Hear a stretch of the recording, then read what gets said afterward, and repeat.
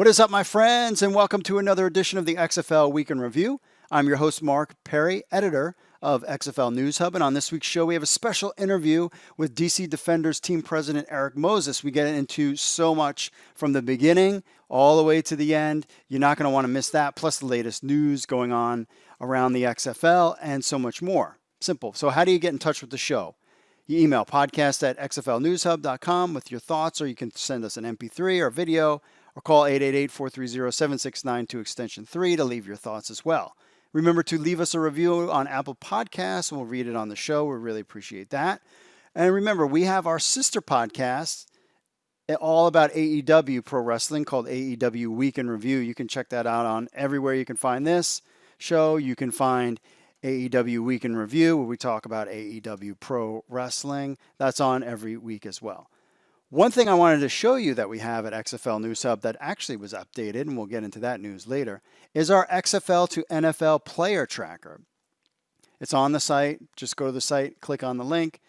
This is all the players that have signed with NFL and CFL teams, all the way from PJ Walker, Donald Parham, DeMarcus Gates, Nick Moore, Josh Hawkins, Colin Thompson, all this stuff, all searchable. We keep this list up to date. There's already 40 players from the XFL's little old 5 games that have now signed contracts either with the NFL or CFL. NFL is looking promising. CFL, not so much. But we're excited to bring you Erik Moses, where we talk with him first. We'll get to him first. We talk everything from his beginnings to the build-up to the XFL season, that first game. We talk about practice locations. Of course, we have to get into the beer snake, that stuff, and so much more, what he's doing now, and if he would ever return to the XFL. We go through all of that, so you're not going to want to miss it. It's a great interview, and we really appreciate him for taking the time to speak with us and talk to us about the XFL. So we'll get into Erik Moses' interview, then we'll come back with a recap of that, plus then we'll get into some news, social media stuff, and that will be the show for this week. So without further ado, folks, let's just get into the interview with DC Defenders team president Erik Moses.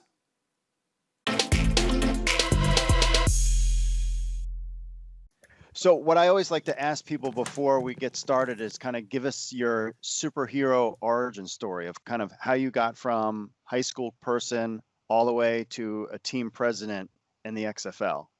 Oh, wow. Well, let me see, and I'll try to make it as direct and to the point as possible. So,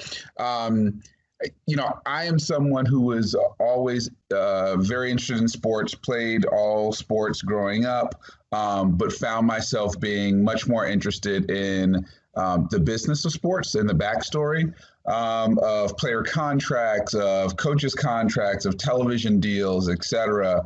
Very, very much interested as a young person in being a sports agent and representing players.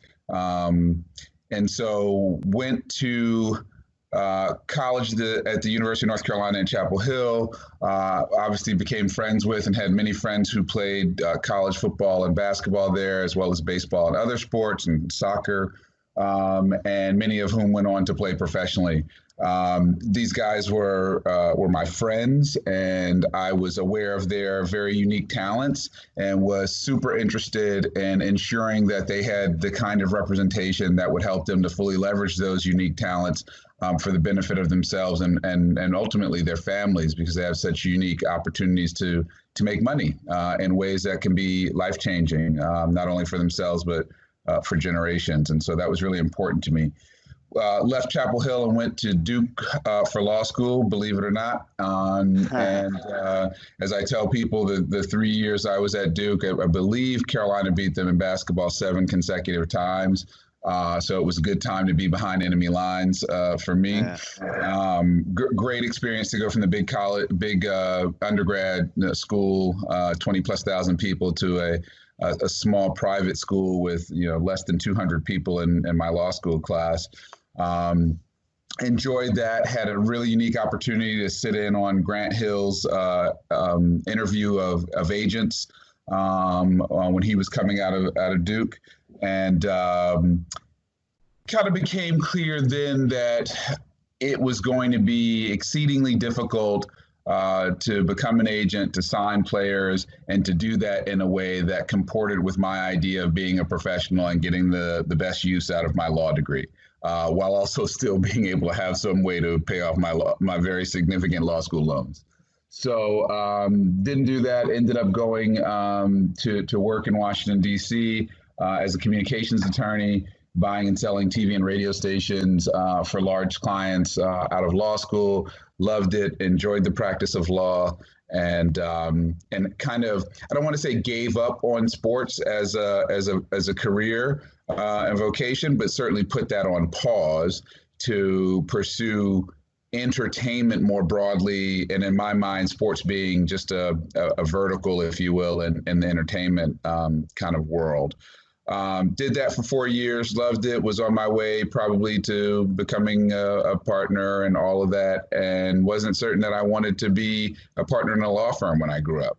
So received a call from a headhunter who wanted to hire legal staff at AOL then, who had just announced that they were buying Time Warner. I'm really dating myself now, but AOL Time Warner was at that point the biggest entertainment company on the planet.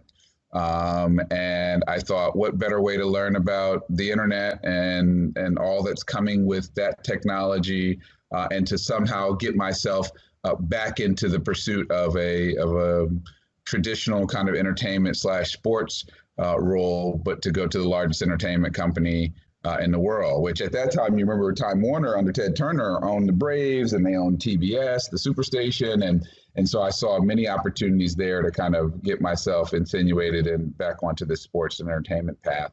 And was at AOL for 4 years, 3 of which I was on the legal side, then moved over to the business side, and enjoyed that, learned a lot, worked with really smart people. Left there to do an entrepreneurial stint with some friends who are Wall Street bankers, and as I like to say, learned a lot, made no money, and found my way into the government's employ, working for a friend who was a newly elected DC City Council member, who said to me, "We are negotiating with Major League Baseball over a publicly funded stadium in order to secure what was then kind of the Montreal Expos, which team was owned by MLB at that time, and were essentially barnstorming around the country. They played some games in Montreal, they played some games, I think, in Puerto Rico, they played some games in other places, and many cities were trying to bring that team permanently to their jurisdiction. And DC was the leader of the pack at that time, having not had baseball here since the 1970s with the Senators. And and his point was, MLB is drowning us in paper. I have to read all this stuff. I campaigned as someone who is business friendly, but was opposed to a handout to MLB or wealthy owner on the backs of DC taxpayers. And I need to figure out how to reconcile those positions and then communicate that effectively to my constituents. And so that was really fun for me, and got to meet all of the potential bidders for the new team and the franchise. Got to meet lots of folks from Major League Baseball, and got to help my boss then and his colleagues on the DC City Council figure out how to craft a deal that they thought they could live with, that would ensure that the team landed in Washington, which thankfully it did, and that a brand new stadium was built for them, which that happened. And then I after that went and ran a Department of Small Local Business Development for the city, working with small business owners and entrepreneurs who are looking for opportunities to access capital, to access knowledge and expertise and skills training, and to be able to afford themselves opportunities to pursue contracts and business with the city and with companies that the city did business with. And that was a passion play for me. Having been in my own mind, a failed entrepreneur, I really wanted to take my knowledge and skills and experience and use that to help business owners and entrepreneurs to be successful as they could be, especially in a city that I love. And so did that for a while, and then got a call from the mayor who said, we have built Nats Park, but the project is not complete, and I want you to come in and run what was then called the DC Sports Entertainment Commission. That was the lead agency for the city, and building that, both in getting RFK ready for the baseball team initially, and then with building the new stadium. We need you to close out that project and then broaden out the commission again so that it can do what it was legislatively created to do, which was attract, promote, and host sporting and entertainment events for the city of Washington, D.C. So I like to say that I had the opportunity with the Nationals and with the Nats Park. I couldn't. I was brought in from the bullpen. I could not get the save or the win. I could only get the loss, if you will. And so I tried to avoid that at all costs. And thankfully, we finished the ballpark and came to some agreement with the learners on that. And now we have the world champion Washington Nationals in DC. So that was a lot of fun. Did a lot of cool things at the Sports Commission. A year later, they merged us into the Convention Center Authority, and we became the Washington Convention and Sports Authority that does businesses events DC. So I was essentially the sports commissioner for Washington, DC for about 10, almost 11 years before getting the call to join the XFL. As team president for the DC Defenders, which at that point didn't even have a name. It was just the Washington, the Washington team in the XFL. So, long story, but that's how it happened. Yeah, because you were one of the few guys where I saw your picture when they announced all the team locations, and then all of a sudden, a little while later, you became the team president. How did that go about, from helping get a XFL team in DC to then now working for the XFL? Yeah, it was a pretty smooth transition. So in my role as essentially sports commissioner for the city, I was contacted by both the Nationals and DC United, who both had venues that could be used to host a football team in the spring.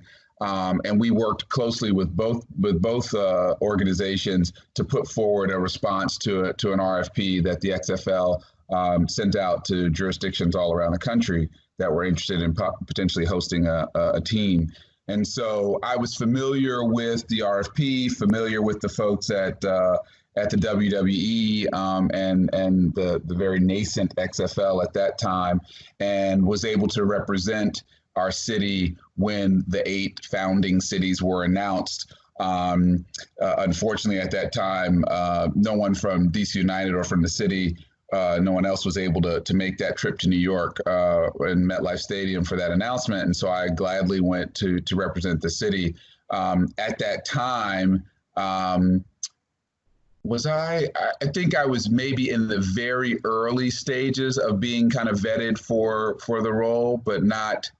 I think I had just been contacted by the executive recruiter, but had not really had any contact with the folks at the league formally about coming on to the league. So I was there in my capacity as a representative of the city, and excited that we were going to bring a new professional sports team to Washington, D.C. that was going to play in Audi Field, which I thought and still believe was the best venue in the league for that purpose. So kind of after that, so that was just serendipitous. And then after that, I continued kind of with the interview process, which lasted for a while, because they were essentially building the league offices at the same time as they were trying to recruit team presidents, and officially accepted an offer in March of 2019 and got started in early April of 2019. So now that you got the job, and then now they say, okay, you're in charge of the team. How does that work out when you're building up for basically nothing to like, okay, we got to get offices, we got to get a place to practice, how did that whole process work? Where it's like, here are the keys, now do what you got to do. Yeah, it's interesting because I hear the keys, but there's no car, right? So, Yeah. so go build the car, and then these keys will help you to drive it. We hope. Pep Hamilton had already been hired before I was as the head coach and general manager. Pep and I had a lot of mutual friends, but we had not met each other. That relationship became really strong really quickly, and we became partners very, very early on. And so I would be remiss not to mention Pep and having a partner in this endeavor who was responsible for the football part of what we were doing was very helpful to me and gave me the confidence that he was going to handle his part of the equation, and what I needed to do was to handle all the business and fan focused part of the equation and setting up our front office. And so that was exceedingly helpful.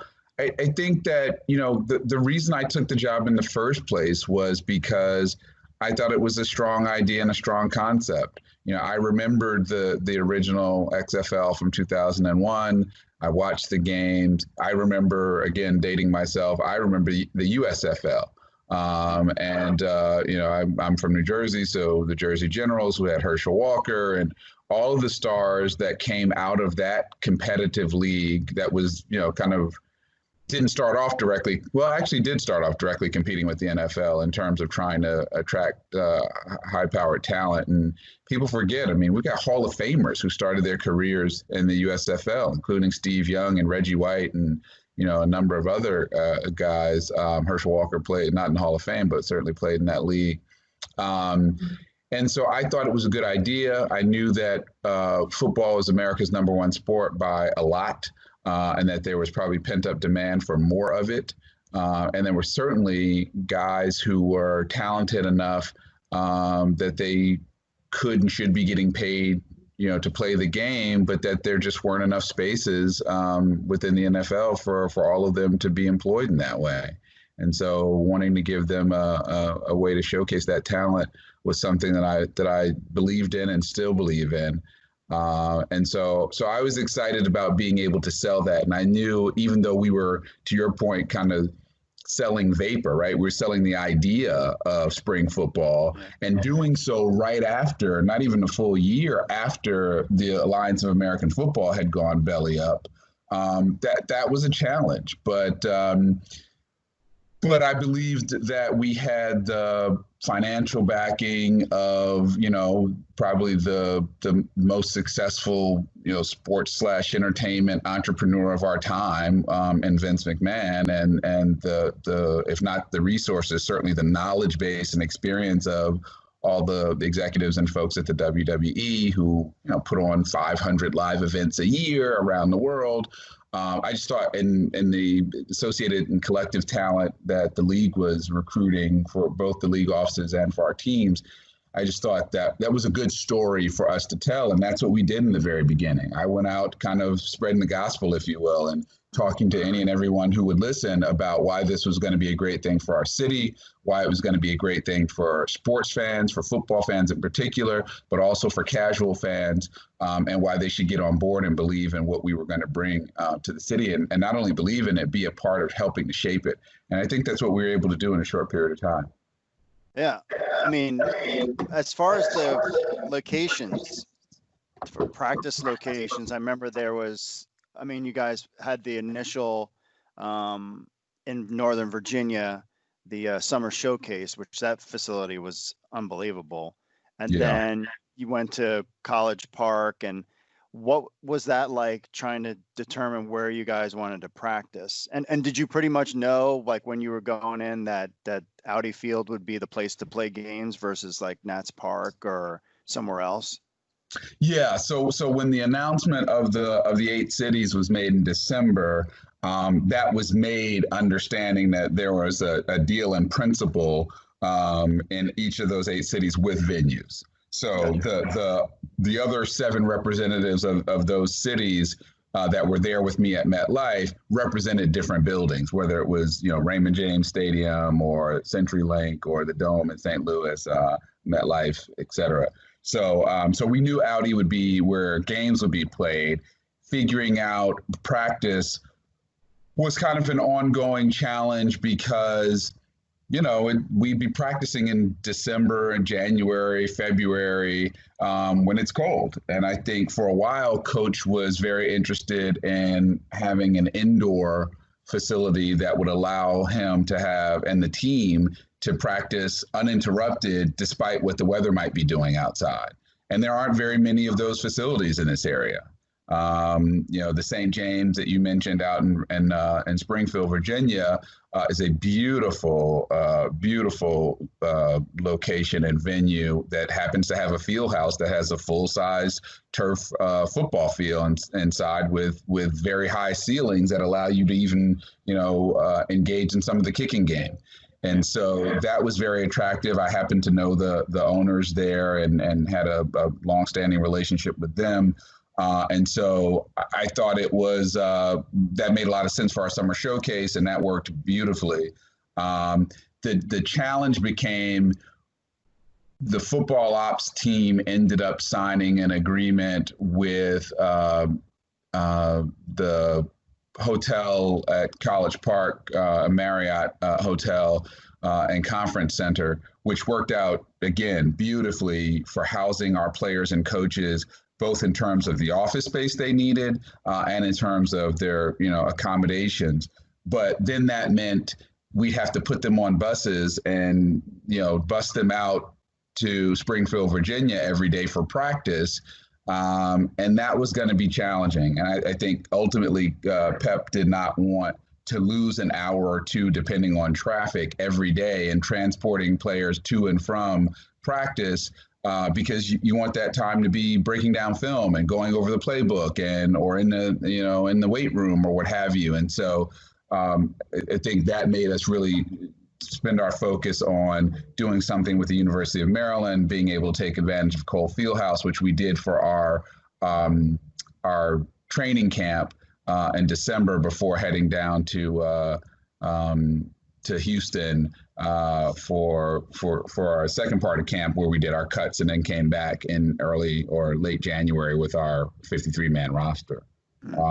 So Maryland made a lot of sense. We started off there, couldn't get a long-term kind of deal with the University of Maryland because they have, I believe, 30 plus college teams, not including some of their intramural teams, et cetera, that use their facilities already, that indoor facility that is beautiful at former Cole Fieldhouse.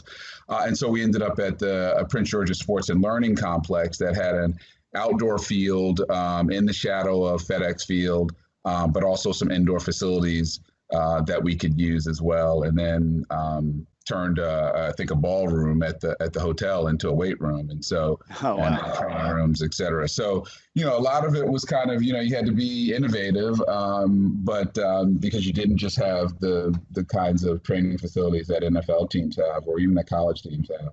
Yeah. But it all worked out, and I think we found a way to make it work. And most of the times, the guys ended up practicing outside. And thankfully, we had a mild winter, and so we weren't interrupted by the weather. Yeah. So now going to the first game of the season, you're building up. I mean, you're the kickoff. I mean, I was there. It was cold. What was that like for being the first game back of the XFL 2.0 era? Super exciting and nerve-wracking all at the same time. We as you can imagine, we had more than a little bit of pressure being the first game out of the box and relaunching the league.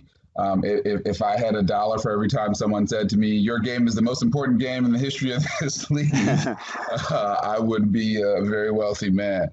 And so we had lots of pressure to perform, to get this city and this region to turn out for that first game. 2:00 on ABC, broadcast nationally, because that was going to be the commercial for the league. That was going to be, most people's first opportunity, and for many of them, maybe the only opportunity that they would take in one of our games, and they would judge us and our entire league and what we were trying to do based on what they saw that day.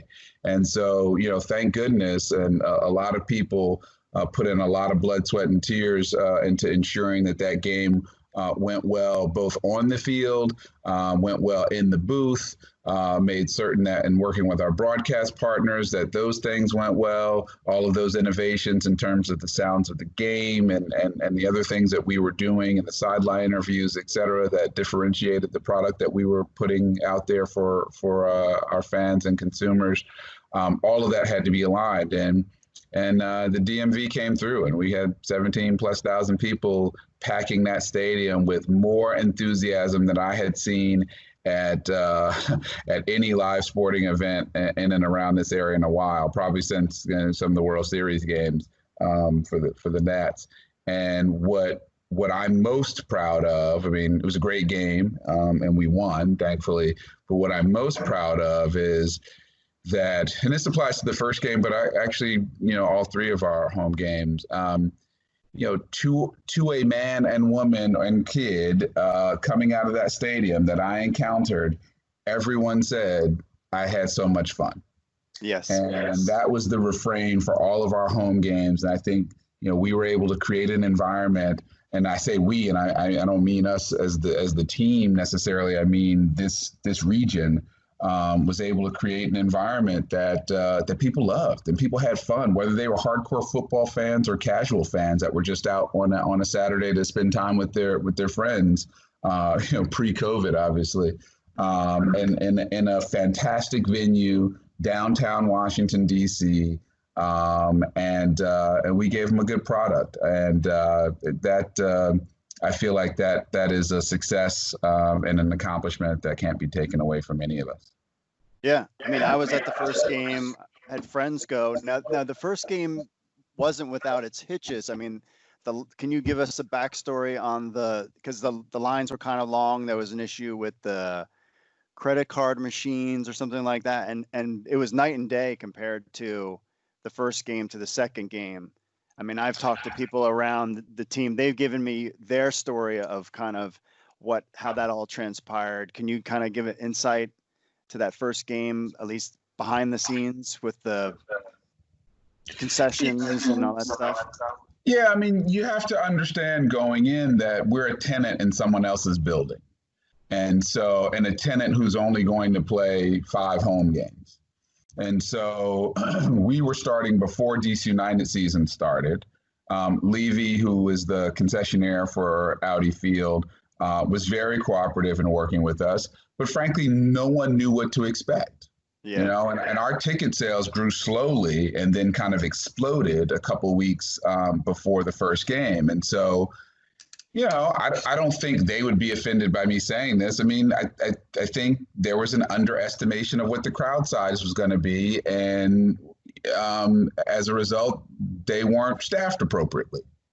So they didn't have enough people in certain places, and they just weren't prepared. And I think, I don't think they admitted that, to me, and fixed it all, to their credit, fixed it all for game 2 and made certain that we had the proper staffing, that, we were making certain the lines were moving, that the product selection was what people wanted to see. And so those are the kinds of hiccups that you have in the beginning of a season with a brand new team, not understanding what the fan base is going to be, what they're going to want, what their purchasing habits are going to be, et cetera. And they cleaned it up to their credit, like I said, in game 2. We had as I like to say, a little come to Jesus after that first game, and had a conversation about how we could all do better in a number of areas. I mean, concessions was only one of them. And thankfully, everybody was cooperative. Everyone wanted to see us be successful and wanted to contribute to that success, including, our landlords at DC United, as well as, the folks at Ticketmaster and Levy. And you saw the difference between game 1 and game 2. Yeah. Now, what's interesting, though, about XFL games versus the NFL games is that the XFL games move so quickly versus NFL games. So there wasn't like, hey, at halftime, dilly-dally for a while or wait in line. I mean, it was like, get your stuff, get right back to your seats because you're going to miss the action. How was that dealing with that when, the difference between an NFL game and an XFL game, as far as how you're planning how to do things, because the games just move so fast? Yeah, I mean, we kind of, that was part of what we were presenting as a differentiator. And so we expected it, but again, you don't know exactly how that's going to manifest itself until you see it, and until you figure out, okay, well, how much of the crowd are we losing during halftime? A big part of our conversation of discussing what went wrong and how to fix it after game one was exactly that. It was, we've got to make certain that we're meeting demand during the first half, because you're going to get crushed in a shorter halftime period by people leaving their seats and wanting to get some food and some drink or what have you, and get back and not miss much of the action. So we've got to be prepared for that. Again, it was part of what we were telling people we wanted to do and we're going to do to make the game tighter and faster, and to try to get our games finished in less than 3 hours.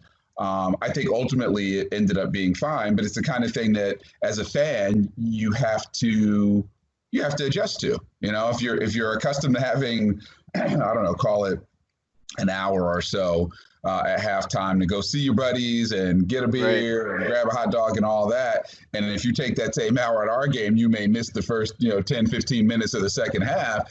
You adjust accordingly, and I think we all were of that mindset and ended up doing that. Yeah. So one of DC's most iconic things, of course, was the beer snake. And I always laugh because I'm like, wow, this made it really easy to clean up afterwards. But what was your thoughts when you first saw that? Because I mean, that's something that people talk about now with the XFL, is that beer snake, and that's never been done before at that stadium, right? Is that completely new? Not that I'm aware of. It hadn't, and if it had, I don't think to that extent. Look, I'd love to take credit for that and to say, oh yeah, we planned that and we, seeded it and, whispered in someone's ear to get this started. We didn't. It was, I think, again, what I'm proud of is the environment we were able to facilitate in that venue, and the joy that I think people were feeling there that caused them to, spontaneously create traditions like that. And it was great for our city. It was great for our team and our league. It got so much pickup on social media, also on ESPN and other media outlets. And so, I'm really proud that happened. And that shows the creativity of DMV fans and of XFL fans who I think understood that as a league, we were going to be probably a little more understanding and encouraging of things like that, because we were about fun and football, and we wanted our fans to have fun, unbridled fun, as long as, it didn't endanger the health and safety of other fans, and was appropriate. We wanted them to do that. And that thing certainly was. And I think, by the second game, it got, or the third game, it got, the flames were fanned by folks on social media like PFT Commenter and others. And so, I was working furiously to figure out, was there a sponsor tie-in that made sense? And how could we figure out how to go for the world record and that kind of stuff? And then, of course, with the coronavirus coming, by the time we were preparing for what would have been our fourth home game against Dallas, I was figuring out how to kill it. But not to squelch, not to be seen as the Grinch, but understanding that it probably wasn't the best thing for health and safety at that time. That was my conundrum, was, okay, well, I love this thing, but how do we keep people from doing it, knowing that there's this virus out there that, makes this maybe not such a good thing to do. And then, that the game and the rest of the season got canceled. So I guess fortunately I didn't have to figure out how to be the killjoy on that. Be the Grinch of the beer snake. Yeah. So what was kind of some of your favorite moments of the season? Certainly the beer snake was one of my favorite moments. I think, the military participation for our first game, I was really honored that we were able to get so many high-ranking military officials involved in our game day presentation. Our shields up kind of rallying cry before the game was something that we did come up with, but seeing how people took to it and seeing how quickly it became kind of a rallying cry, not only game day, but I see people in the streets, during the week. And if you had a Defender's jacket on, which I often did, and other people saw it, they just, shields up. So that was a really great experience. Seeing how quickly and again spontaneously we had super fans. I'm walking around the stadium the first game, but this happened at the second and third games too. But the first game, and seeing people with face paint on and our shield everywhere, and little kids creating their own battle shields out of cardboard and painting them, and all of that, and the way that took off was great, because that was one of the things that we felt strongly about early on, was we were going to create, we didn't have mascots. The team, none of the teams had mascots, and I was trying to figure out how, as the only team of the 8 that had a shield as our logo, how could we give that a personality? How could we, as we're building our brand, how could we kind of imbue our brand with some of the characteristics that we thought we wanted our team to be known for? And we had the idea of creating a battle shield and actually having one forged, if you will, that we could use as part of our game day presentation and even non-game day for our activations and stuff. And I say this humbly, but that thing was a home run, and it was really, really great to see all around town and on game day how people embrace the shield. Yeah, that was definitely something that fans attached themselves to so quickly. Now, as far as how is attendance of the last couple games looking like? I know we had, St. Louis was saying that they were having big numbers. What was the DC attendance numbers looking like before all this COVID stuff started happening for the final 2 games? Well, things were trending well. Dallas, we were going to push, that inherent rivalry between our 2 cities in a way that was already showing good results. Our momentum was going in the right direction anyway, but we hadn't even had a chance to really start focusing on the Dallas game. And then St. Louis, we thought was going to be huge, just because we were battling for first place in our division. And they were a good team. We were happy to see that game went well and that we won that one, because we needed it. But Dallas and Tampa, we still had left. And we thought those were going to go really well, and that we were likely to have good weather, right, for both of those. And so it being warmer and people coming out, because it actually was going to be springtime, we thought was going to be just fantastic. So ticket sales I'm pretty certain that ticket sales for, I don't remember exact numbers, but for both of those games would have been over 15,000, I'm sure. Yeah, it was cold, and you were still getting a lot of people out there. Right. So it was great. So then now we get to the point where, like, kind of, what was your perspective of when the league shut down? Like, where were you when you found out? And did you have an inkling what was going to occur? Or did you think it was all like, planning for next season? So I did not. I was surprised about the shutdown of the league. I was definitely surprised and felt that kind of came out of nowhere. In retrospect, were there signs that maybe things were heading that way? Yeah, but I think at the time, none of us were taking them as signs of a shutdown. We were thinking that the league was doing like all other leagues and trying to adjust on the fly to a set of circumstances that no one could have predicted and no one had ever dealt with before in terms of this virus and its effect on mass gatherings. And we're all trying to figure that out. So I think at worst, I thought what was going to happen was that we would essentially strip our front office staffs and other staffs down to bare bones, that we might go, I think, and Pep and I even speculated this towards the end, that we might go back to the way it was in the beginning, where it was just he and I, and trying to keep some visibility for the team and the brand or what have you around town until such time as, excuse me, the league could figure out when it would be safe to play again. We just keep things going with kind of a skeleton crew, do things out in the community, engage in ways that were safe with players, coaches, fans, etc. In the meantime, but completely pulling the plug and then filing for Chapter 11 was not something that I had envisioned at all. Yeah. So what are your plans right now, as far as job situation, or like what does your future hold at this point?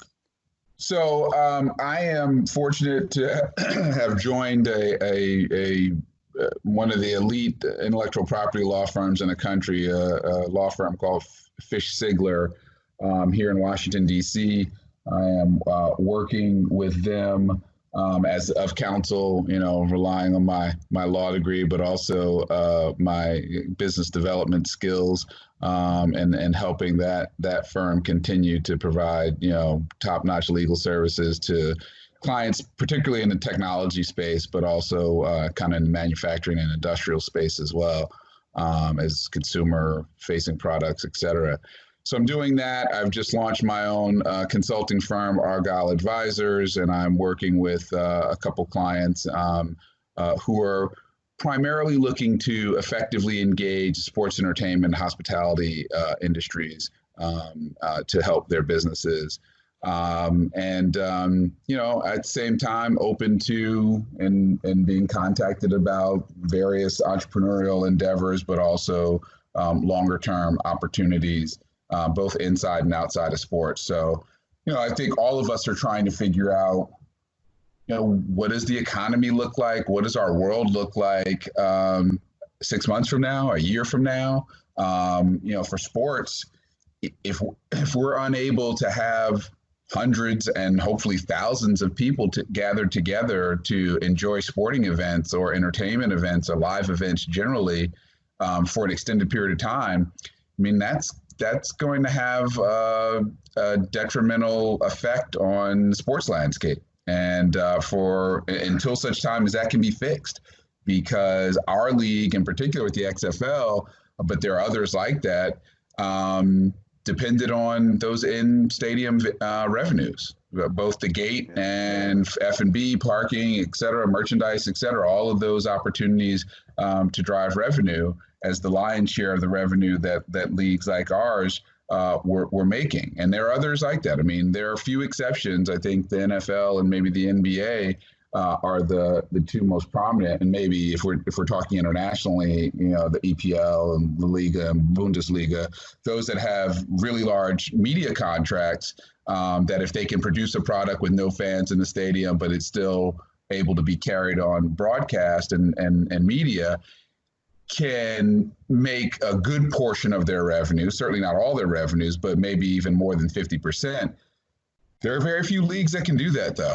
I mean, I'm on the board here locally for the USTA for our Mid-Atlantic section, and the U.S. Open up in New York is a enormous undertaking, and provides most of the funding for the USTA as a national organization. And if you can't have the tens of thousands of people that come out to Flushing every summer for that tournament, the television contract is probably pretty big, but there are millions and millions of dollars missed by not being able to have fans in the stands. And so, I'm sure I'm just one of many people who is praying that for a vaccine to be developed quickly and to be disseminated quickly so that we can get back to something that seems like pre-COVID normal.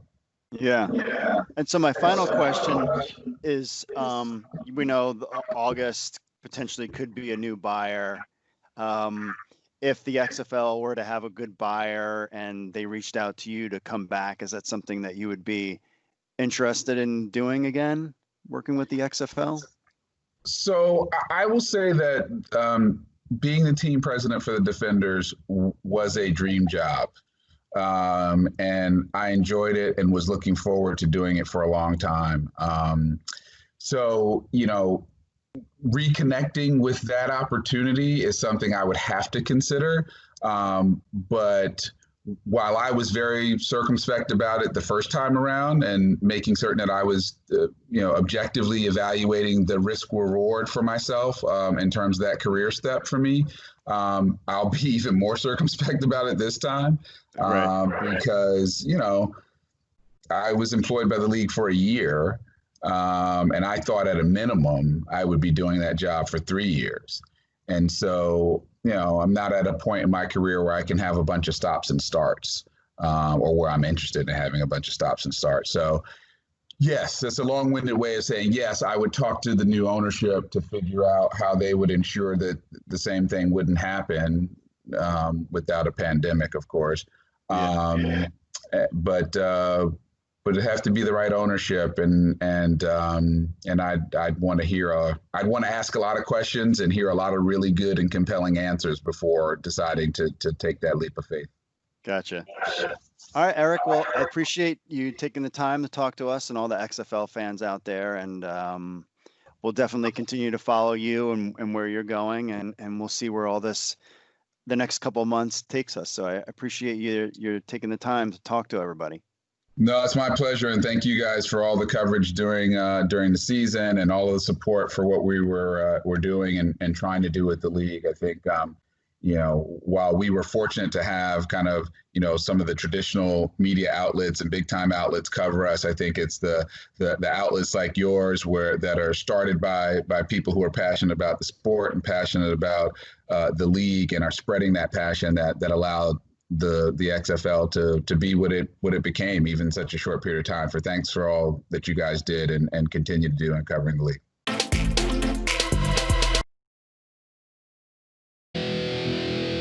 What's up, XFL Army? If you're a fan of the XFL News Hub and you have a telephone, which I know all of you do because you're sitting there playing on your phones all the time, then why not download the XFL News Hub app? That's right, it's on iTunes. It's on Android. We have an Android version and an iPhone version of the XFL News Hub app. So what do you get? You get the latest news from XFL News Hub, the premier source of XFL news in the universe. Plus, you get push notifications when we have breaking news. You will be the first to know. You can leave a comment on some of the news right from your phone. Plus, you get this podcast on your phone as well. Remember, you can leave us reviews on the Google Play Store or iTunes. It links to our other social media accounts, and so much more. Be in the know. I know you're on your phones. People are on their phones all the time. They never get off their phones. So why not just download the XFL News Hub app on your Android or iPhone today? All you need to do is go to the Google Play Store or iTunes and just type in XFL News Hub. That's XFL News Hub. Download our app on your phone today. So we are back. So what did you think? A lot of stuff we talked about. I mean, the one thing that I took away from this, and I think it's with all the team presidents. I mean, I've seen some comments by Kurt Hunsinger and Eric Moses and others. I mean, what a great, everybody loved working for the XFL, and everybody was super excited and passionate about what they were doing. And to have it cut short, I mean, that if the XFL ever does restart to get this talented crew back, would be amazing. But no one knows what the future holds with anything, with sports in general. I thought it was an interesting tidbit, him talking about tennis. And I never knew that the U.S. Open was the biggest moneymaker for them. And I didn't even think about that. That I would be stunned if they would play tennis this year. So I thought that was interesting. I mean, so many different points. The beer snake. I mean, how would you? I remember thinking when the COVID, everything started happening, and they were going to play that game, I was like, there's no way they could do a beer snake with that, with all that stuff going on. Have to be the one. I mean, and to police that and saying, hey, breaking it up and everything that was going on. So it was that would have been tough. So he kind of got out of that one. But understandably, I mean, with everything going on, you would think that fans would have understood if we could even get to that game. So it was a great ride for him. I mean, his background is, you talk top-notch background, working in the DC market. I mean, just that's all I came away with. Is like, man, Jeffrey Pollack picked a talented group of team presidents to lead the way, and the pandemic kind of just shut it all down. It's just such a shame. So, but we really appreciate him taking the time to talk to us about the XFL with you guys, and being able to, what I like about the show and what we do, and I appreciate his kind words about what we do at XFL News Hub. But what I like about what we can do is we can really go into deep with people that were involved with the league, to go into deep about what happened at the first game and go in their favorite moments and talk about what they're doing now, and being able to just have this nice long conversation that the super fans like us are totally into. So again, we appreciate Erik Moses taking the time to talk to us, talk to you guys, kind of give you some inside scoop of what happened there in DC, and we'll see what happens, what the future holds. None of us know what's going to happen. Even if the XFL was rocking and rolling right now with a skeleton crew, with just team presidents, some coaches, and a couple social media people, who knows what's going to happen. So stay tuned for that. So now, speaking of that, let's just get into a couple of news bits from this week.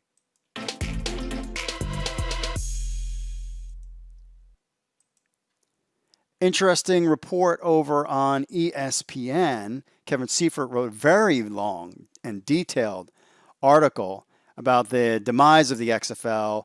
It was entitled "How the XFL Came Crashing Down and What Its Collapse Means for the Future of Spring Football." In the piece, though, he dropped a couple interesting notes about what's going on in the XFL.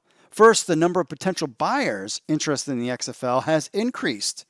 We reported a couple of weeks ago that the number of interested parties was kind of around 20. Now that has moved up to over 30, according to Seifert. Quote, according to sources familiar with the process, more than 30 vetted parties have signed non-disclosure agreements with Houlihan Lokey, the brokerage firm hired to handle the sale, that allows them to examine the XFL's internal financial reports.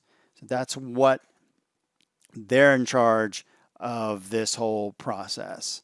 Now, this is great news for the league, because I wasn't even going to wonder if they were going to have one or two, but 30 interested parties is great news for the league. All they really need is 2 or 3 candidates that have strong out of that 30, and we could get this thing going again. He also said, quote, strong indications that it will be sold and relaunched under new ownership within a year or two. That's Erik. That is Kevin Seifert's quote from his article. That's right. Strong indications that it will be sold and relaunched under new ownership within a year or two. So keeping that hope alive, my friends, that the XFL could be coming back. Now, before the league shut down, another point that he brought up, the XFL was looking to upgrade its talent at quarterback by trying to sign some bigger name guys, including Miami Dolphins quarterback Josh Rosen. Quote, in 2021, Eric Galko said the league planned to pursue younger and higher profile NFL quarterbacks who have been lost in the shuffle. Quote, he wanted to go to a Josh Rosen, for example, Galko said, and say, hey, we know you have talent. You got screwed by circumstances in 2 different spots. You're going to get cut by the Dolphins. Don't go be a backup for the Seattle Seahawks. Come show teams how many players you can be better than. Quarterbacks need to play, or else their value is going to be diminished. Who knows what would have happened, but that was our plan. In addition to Rosen, other quarterbacks on the XFL's wish list were Robert Griffin, RG3, which please don't leave Baltimore, and Paxton Lynch. The article is a great read for any XFL fan, with lots of quotes from different team presidents and office personnel. And we also have a link in our story about, well, actually you can have him listen to him being interviewed about the article that he put out. So still good news all around for the XFL and its future. A lot of interesting things about how it all went down. It's a long read, but it's definitely worth your time to check out. Oh, St. Louis fans. Team president Kurt Hunsaker recently participated in a Reddit AMA, Ask Me Anything. That's what that stands for. Fans asking him a whole host of questions, including the rumored fan attendance expected at the next BattleHawks home game. There was all talk about all that kind of stuff. So the BattleHawks were set to take on the LA Wildcats for a Week 7 matchup on March 21st. The league shut down the season after Week 5. Reddit user Sir Fiddlesticks, that's right, asked, quote, I know you confirmed that 50,000 were expected at the next home game, but what was the outlook for the rest of them? Was it going to stay consistent for the rest of the season? BattleHawks team president Kurt Hunsaker's response was very, very likely. We always listen to the fans, so if they wanted to top open for TB and DC, then we would have opened the top. Hunsaker explained on it even further. He said the March 21st game versus LA, he said 50 to 55,000 easily. Quite possible we would have had more. On the Tampa Bay game with 11 a.m. start, 30 to 40,000. The standings would also have played a part in that. And on the 4/12, the DC game, Easter, the day everything suspended, found out that they would have had a late game on divisional championship game could have seen maybe 60,000. That's right, 60,000 fans to an XFL game. Also, about some other questions about what type of giveaways they had planned. He said, yes, we had a mini Arch Football Honors banner for the first 25,000 for LA. Fields of Honor branded giveaway with our friends at Schnucks for the Tampa Bay game, and we never finalized what we were going to do for the DC game, but we always plan to have fun fan giveaways for all games. Reddit user First French Failure asked the team president if he would return to his role if the XFL was brought back. Quote, under the right circumstances and assuming I'm still an unrestricted agent, then maybe. Candidly, there are so many factors to resolve first. And we'll find out who the new owners of the XFL is in early August. The thing is, some of these presidents, or at least a lot of these presidents also, I believe, had guaranteed money as a way for them to jump from what they were doing to the XFL, and they might get paid, they might not get paid. We don't know if they're going to be part of a buyer, or are they going to get their contracts. So you can tell by this that whole team president thing is up in the air. But man, they were definitely leading the way and really kind of set the benchmark that potentially, instead of going after markets where there already was NFL teams, the idea of going maybe to markets like a San Diego where they lost their NFL teams would draw this type of fans. But without this kind of revenue, that definitely hurt the XFL's chances.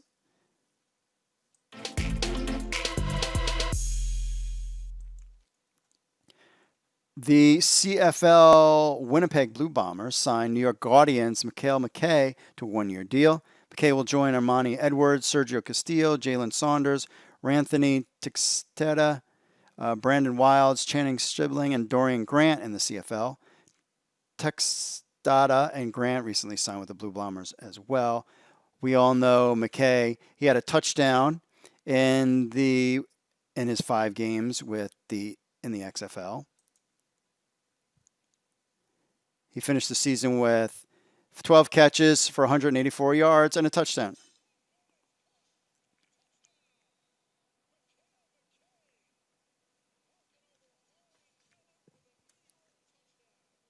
Guardians jump back on top.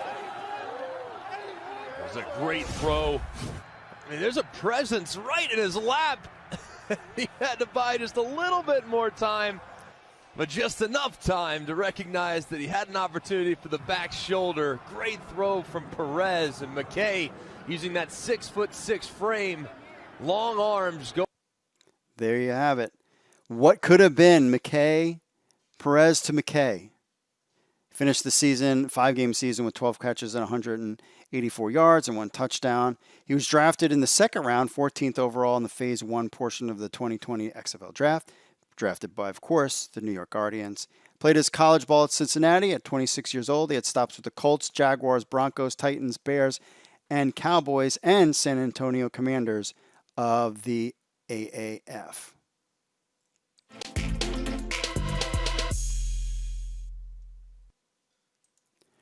Our own Matthew Shapiro dug up this pretty interesting tidbit. According to Sam Schwartzstein, the former director of football operations for the XFL had talks with Doug Flutie, Maximum Football. You're like, what?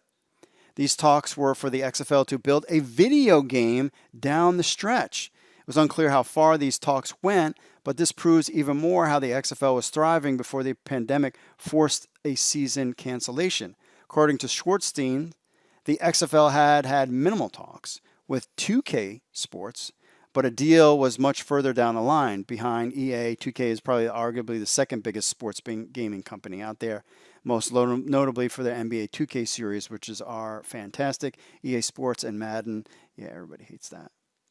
So Doug Flutie, according to their website, Doug Flutie Maximum Football is a game that you can play. You can get for the Xbox One, PS4.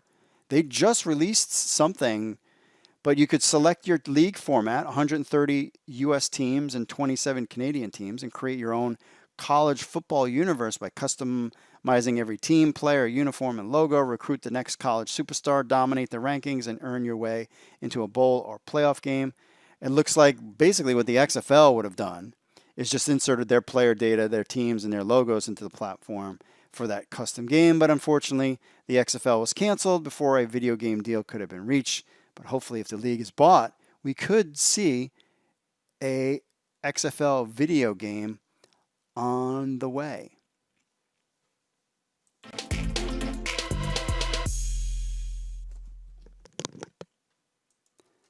All right, folks. Well, that wraps up this week's show. When will we be back? Who knows? If details and things happen, we will be out there hanging out with you and give you the latest update.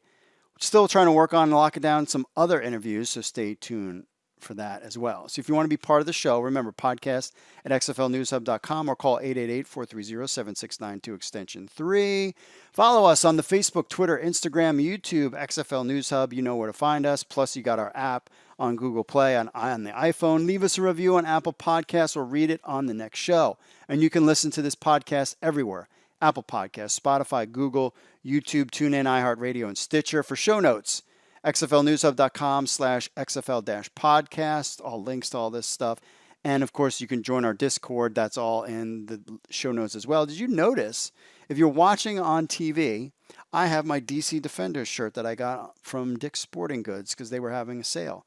And I got a nice little collared DC Defenders red shirt. I'm very excited about it. And you should go check out the video online so you can see it. All right, that's it for me, folks. Thanks for listening. Mahalo. Hey, God bless you all out there. Stay safe, and I will see you all later.